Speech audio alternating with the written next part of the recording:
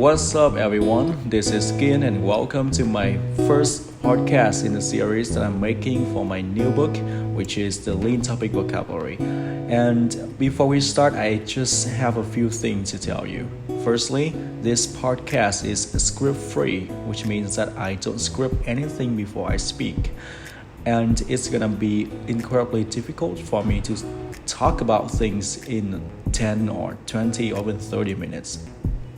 Just think about it. If you have to talk about a certain topic in Vietnamese for like 10 minutes without even like preparing anything, it's gonna be difficult. And what is even more difficult is that I need to speak non-stop. Like sometimes there will be times, when you hear me using words like, because those are filler words. Those are the words that I use to keep myself going without, leaving any long and awkward silences. And there will be times when I go off topic a little just to keep myself going a little bit easily. Second of all, congratulations, you guys, on your very sound decision, which is to purchase my book. Well, when I was in your shoes, I just wish that I had this book in my hand, so I would have learned so much faster. But, well, it didn't happen. There were not many good books out there, so I just had to learn everything all by myself. I tried all different strategies and methods, but, well, it paid off in the long run anyway. I don't have anything to complain about it. Cool. And lastly, in each episode or in each podcast, I'm going to talk about certain topics in my Lean Topic Vocabulary. And today, the topic that we're going to touch on is education, of course, which is the first topic in my book. And it is a very commonly asked topic in both the IELTS speaking and writing. And let's talk about the role of schooling and the function of universities. All right. So firstly, what do you think about your decision to go to university? Is it a right one? I hope that you guys said so. University is not always a positive experience for everyone, especially in my case, because I ended up dropping out. And it was not really that I sucked at everything that I needed to learn at university. The reason was actually that I was not really passionate about what I had to learn. Back in the day when I was in high school, I was quite good at math, physics, and chemistry. Those three subjects, right? So it goes without saying that everyone advised me to go to Hanoi University of Science and Technology to learn about technology, and I foolishly listened to their advice. Of course, they are not wrong, because most people who go to Hanoi University of Science and Technology are quite outstanding students and stuff, and it is a good environment for people who are passionate about technology. But that wasn't me, so it was not a right fit for me. I was cutting classes all the time because playing games was way more fun, and I was a big fan of soccer, so I played soccer a lot. I even skipped classes to play soccer with my friends. Those were some foolish times, but what can you do? You just learn as a person.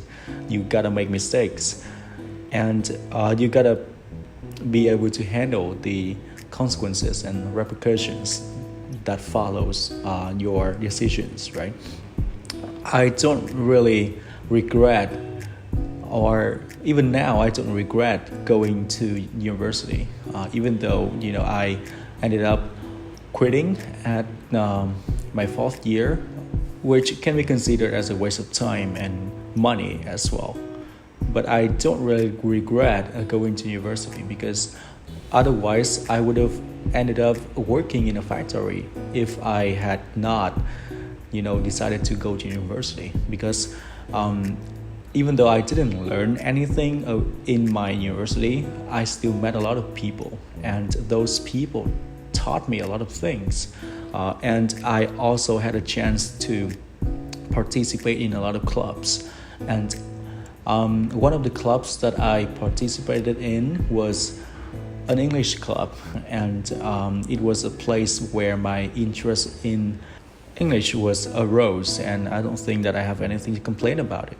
But I think there is a sad fact that the majority of university students do not really know what they are interested in before they go to university. And it makes it incredibly hard for them to decide whether to put their heart and soul in what they are studying.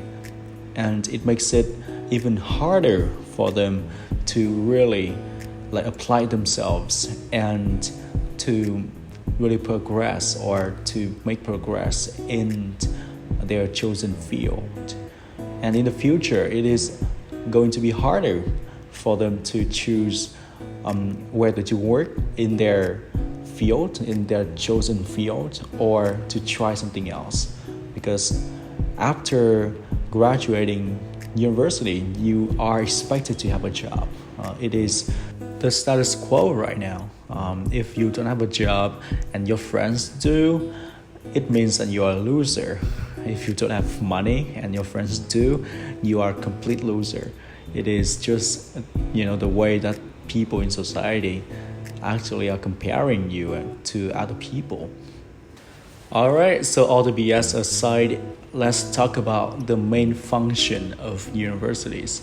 Do you guys think that universities should provide students with theories for theory's sake, or universities should also help students learn social skills and practical skills and technical skills? Of course, a lot of people, especially people in the academia, often think that universities should focus solely on theoretical knowledge, and vocational skills should be taught elsewhere, like in vocational courses. But this line of reasoning is not sound, because without bridging theory and practice, tertiary education possesses very little value. And this can be best seen in the fact that lots of jobs, even in the field of science and technology, require people to have intense use of technical skills. And by only focusing on theoretical knowledge, I do think that the education in university is not really well-rounded, which means that they may, undergraduates may face a very dreadful prospect that they may be rejected by employers because of their lack of social skills and practical skills. And I also mentioned social skills. So social skills are the ability to work with other people, of course. You gotta be a team player.